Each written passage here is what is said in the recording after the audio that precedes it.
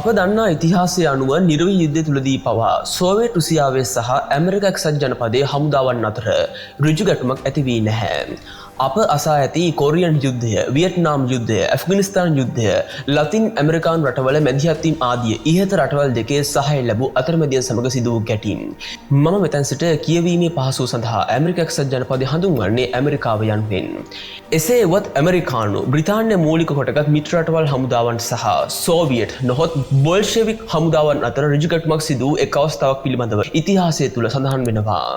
ඉතින් මෙතැන් සිට මම කතා කරන්න සූදානම් වෙන්නේ ඒ සම්බන්ධයෙන් පැහැදිලි විස්තරයක්. මම ඔබෙන් ඉල්ලන්නේ රැඳෙන්න මාහා සමග මේ වීඩියෝ එකේ අවසාන තප්පරය තෙක්.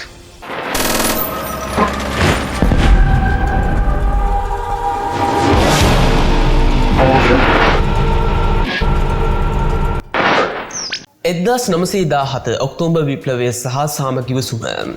1917 වන විට එවක දෙවන නිකොලායි රජු යටතේ රුසියාව මිත්‍ර හමුදා පාර්ශවයෙන් පළමු ලෝක යුද්ධයට සම්බන්ධ වී සිටියා.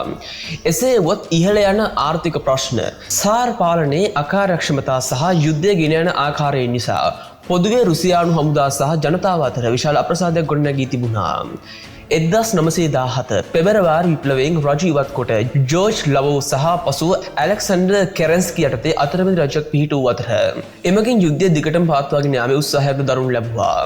කෙසේ වුවත් මේ පියවර අසාර්ථක වී 1917 ඔක්තෝබර් විප්ලවයෙන් V.I. ලෙනින් යටතේ බොල්ෂෙවික්වරු බලයට පත් වුණා. බොල්ෂෙවික් නායකයන් සහ ජර්මන් නායකත්වය අතර සාමසාකච්ඡා ආරම්භුනේ යුද්ධය නැවැත්වීමේ අරමුණින්. ඒ නිසා 1917 බ්‍රෙස්ට් ලිටෝස්ක් ගිවිසුම අනුව රුසියාව, ජර්මනිය සහ ඇගේ මිත්‍ර රටවල් සමග යුද්ධයෙන් ඉවත් වුණා. කෙසේ වුවත් මේ නිසා ඇමරිකාව, බ්‍රිතාන්‍ය, ප්‍රංශය ඇතුළු මිත්‍ර හමුදාවන්ට ගැටලු කිහිපයක් ඇති වුණා. එක අතකින් ජර්මානු හමුදාවන්ට එරෙහිව රුසියාව විසින් පවත්වාගෙන යන යුද්ධයේ නැගෙනහිර පෙරමුණ මුළුමනින්ම බිඳ වැටුණා. එම නිසා මිත්‍ර හමුදාවන්ට බටහිර යුරෝපය කේන්ද්‍ර කොටගත් බටහිර පෙරමුණේදී වඩාත් බලවත් ලෙස ජර්මානු ප්‍රහාරයන්ට මුහුණ දීමට සිදු වුණා. මේ අතර රුසියානු අධිරාජ්‍යයට අයත්ව තිබී ජර්මානු හමුදා අතට පත් වූ එස්තෝනියාව, යුක්‍රේනය ආදී ප්‍රදේශවලින්ද ඔවුන් ඉවත් වූයේ නැහැ.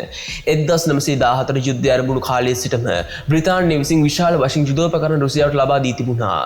මෙලෙසම 1917 වර්ෂයේදී යුද්ධයට එක් වූ ඇමරිකාව විසින්ද ආයුධ විශාල වශයෙන් ලබා දී තිබුණා.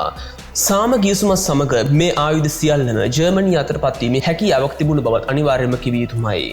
චෙකොස්ලොවැකියානු හමුදා සේනාංකය ඔස්ට්‍රෝ හංගේරියන් අධිරාජ්‍යයට යටත්ව තිබූ එක් රටක් වූයේ එකල බොහිමියාව ලෙස හැඳින්වූ පසුව චෙකොස්ලොවැකියාව බවට පත් වූ රට. රුසියාවට එරෙහිව නැගෙනහිර පෙරමුණේ ඔස්ට්‍රෝ හංගේරියන් අධිරාජ්‍ය වෙනුවෙන් සටන් කළ චෙකොස්ලොවැකියානු බටින් විශාල පිරිසක් රුසියාව සිරකරුවන් බවට පත් වුණා. එහෙත් තම රට නිදහස් කර ගැනීමේ ආශාවෙන් පෙළුණු ඔවුන් පසුව රුසියානුවන්ට පක්ෂව සේනාංකයන් ලෙස සංවිධානය වුණා. 50,000ක පමණ පිරිසකකින් සමන්විත වූ මොවුන්ගේ අනාගතය රුසියාව යුද්ධයෙන් ඉවත් වීම සමග අස්ථීර වුණා. මොවුන්ගේ අපේක්ෂාව වූයේ ට්‍රාන්ස් සයිබීරියානු දුම්රිය මාර්ගය ඔස්සේ ආපසු බටහිර පෙරමුණට ගමන් කොට මිත්‍ර හමුදාවන්ට සහාය වීමයි. එහෙත් බොල්ෂෙවික් රුසියාවට අවශ්‍ය වූයේ ඔවුන් යුද්ධයේදී මධ්‍යස්ථ ස්ථාවරයක් ගැනීමයි. ඒ නිසා චෙකොස්ලොවැකියානුවන් නිරායුධ කිරීමට වුවද බොල්ෂෙවික්වරු පසුබට වූයේ නැහැ.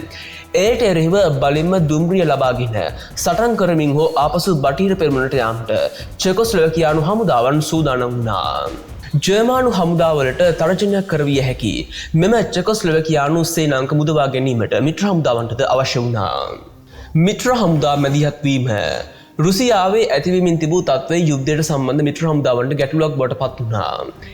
එක් අතකින් නැගෙනහිර පෙරමුණ බෙද වැටීමත්, අනික් අතින් තමන් සැපි වූ අව්‍යායුධ ජර්මන් හමුදාව අතට පත්වීමේ හැකියාවක් නිසා එම තත්ත්වයන් පාලනය කිරීමට මුලින්ම රුසියාවට ළඟා වෙන්නේ බ්‍රිතාන්‍ය සහ ප්‍රංශ හමුදාවන්. මෙහිදී ප්‍රධාන වශයෙන් බලපාන්නේ කොමියුනිස්ට් විරෝධයක් හෝ බොල්ෂෙවික් රජය පෙරළීමේ අවශ්‍යතාවක් නොවේ. එවැනි අදහස් බ්‍රිතාන්‍ය රජය තුළ දරුණු ලැබුවේ වින්ස්ටන් චර්චිල් පමණයි. ඒ හැරුණු විට එවක බ්‍රිතාන්‍ය අගමැති ඩේවිඩ් ලොයිඩ් ජෝර්ජ් සහ කැබිනට් මණ්ඩලය විසින් මේ සැලකුණේ ජර්මනියට එරෙහි යුද්ධයේ තවත් තීවරයක් ලෙසයි. මුලදී බ්‍රිතාන්‍ය හමුදා එක් සේනාංකයක් මුර්මන්ස්ක් වලත් ආකන් ගෙල්ස්ක් වලත් ස්ථානගත වුණා. ඔවුන් ප්‍රධාන වශයෙන් සිදු කළේ තොටුපළවල් ආරක්ෂා කිරීමත්, මිත්‍ර හමුදාවන් සැපයූ අවියායුධවල ආරක්ෂාව සහතික කිරීමත්ය. වරින් වර බොල්ෂෙවික් වරුන් සමග ගැටුම් ඇතිවීම නොවැළැක්විය හැකි වුවත් විශාල පරිමාණයේ ප්‍රහාරයන් සිදු වූයේ නැහැ. මේ වන විට දවල හමුදා නොහොත් බොල්ෂෙවික් විරෝධීන් සහ කොමියුනිස්ට්වාදීන් අතර ගැටුම් ආරම්භව තිබුණා. මේ නිසා විශාල වශයෙන් අවියායුධ ප්‍රධාන කොටම බ්‍රිතාන්‍ය පාර්ශවයෙන් බොල්ෂෙවික් විරෝධී සෙම්පතියන් වෙත ලැබුණා. මෙහිදී සයිබීරියාවේ අද්මිරාල් ඇලෙක්සාන්ඩර් කොල්වැක් සහ දකුණු රුසියාවේ ඇන්තන් දෙනිකින් විශේෂයි. 1918 ජූලි වන විට ඇමරිකානු ජනාධිපති වුඩ්රෝ විල්සන් බ්‍රිතාන්‍ය සහ ප්‍රංශ බලපෑම් මත හමුදා සේනාංක දෙකක් රුසියාව වෙත යැවීමට කටයුතු කරනවා.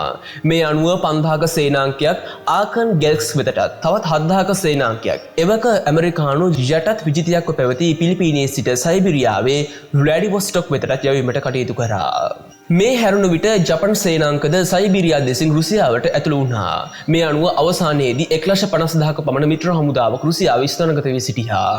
මේ මිත්‍ර හමුදා සහ බොල්ෂෙවික් වරුන් අතර වරින් වර ගැටුම් ඇති වුණා. කෙසේ වුවත් 1918 නොවැම්බර් මාස ජර්මනිය සමග සාමගි උසුම අත්සන් කිරීමත් සමග තවදුරටත් මිත්‍ර හමුදාවක් රුසියාවේ රැඳී සිටීම අවශ්‍ය වූයේ නැහැ. එසේ වත් මේ වන විට මේ ප්‍රශ්නයට නව මුහුණුවරක් ගෙන තිබුණා. මුලින්ම මෙය ජර්මන් විරෝධී මෙහෙයුමක් වුවත් බ්‍රිතාන්‍ය රජය තුළ සිටි වින්ස්ටන් චර්චිල් වැනි අමාත්‍යවරුන්ට අවශ්‍ය වූයේ කොමියුනිස්ට් තර්ජනය තොටිල්ලේදීම මරා දැමීමටයි. එමෙන්ම එවකට ඇමරිකාව තුළද රක්ත බීධිකාවක් එනම් කොමියුනිස්ට් විරෝධී රැල්ලක් ඇති වී තිබුණා. මේ නිසා ලෝකයේ පළමු කොමියුනිස්ට් රාජ්‍ය යටපත් කිරීමේ මෙහෙයුමක් ලෙස බොල්ෂෙවික් විරෝධී දවල සේනාංකවලට සහයෝගය පළ කිරීම පැවතුණා. මැදිහත් වීම අවසන් වීම එසේ වුවත් තමන් ලබා දෙන ආධාර සහ සේනාංක ප්‍රමාණය වැඩි කොට ඒ වන විට ඇරවී තිබූ සිවිල් යුද්ධයේදී කොමියුනිස්ට් විරෝධී පාර්ශවයට තීරණාත්මක සහයෝගයක් ලබා දීමට මේ රටවල රජයන් කටයුතු කළේ නැහැ. යුද්ධය අවසන් වූ පසු ඇතිව තිබූ ආර්ථික ප්‍රශ්න සහ යුද්ධය අවසන් වූ පසුත් එවැනි හමුදාම මැදිහත් වීම එම රටවල ජනතාව අනුමත නොකිරීමත් මීට හේතු වුණා විය හැකියි. කෙසේ වුවත් පළමු ලෝක යුද්ධය අවසන් වී වසරකට ආසන්න කාලයක් රුසියාවේ රැඳී සිටි මිත්‍ර හමුදාවන් 1920 මුල් භාගයේ වන විට සම්පූර්ණයෙන්ම ඉවත් කොටගෙන තිබුණා. එමෙන්ම රුසියානු සිවිල් යුද්ධයෙන් රතු හමුදාව ක්‍රමයෙන් ජය ගනිමින් තිබුණා. මේ හමුදාවේ මැදිහත් වීම නිසා මිත්‍ර හමුදාවල 100 ගණනකගේ ජීවිතද අහිමි වුණ බව කිව යුතුයි. කෙසේ වුවත් ඉන්පසු කිසිම දිනක මේ වනතෙක් සෝවියට් රුසියානු සහ ඇමරිකානු බ්‍රිතාන්‍ය සහ ප්‍රංශ හමුදාවන් එකිනෙකා සමග ගැටීමක් ඇති වූයේ නැහැ. ඉතින් මොදබ සමග මේ වීඩියෝකින් කතා කරේ එක්සත් ජනපදයේ රුසියාව ආක්‍රමණය කරයි යන මාතෘකාව යටතේ සම්පූර්ණ පැහැදිලි විස්තරයක් පළමු ලෝක යුද්ධය සම්බන්ධයෙන් පළමු ලෝක යුද්ධ වකවානුවේදී ඇමරිකාව ප්‍රමුඛ බටහිර රටවල් රුසියාව ආක්‍රමණය කිරීම යම්කිසි සූදානමක් තිබූ බව මේ වීඩියෝකින් ඔබට පෙනෙන්නට ඇති.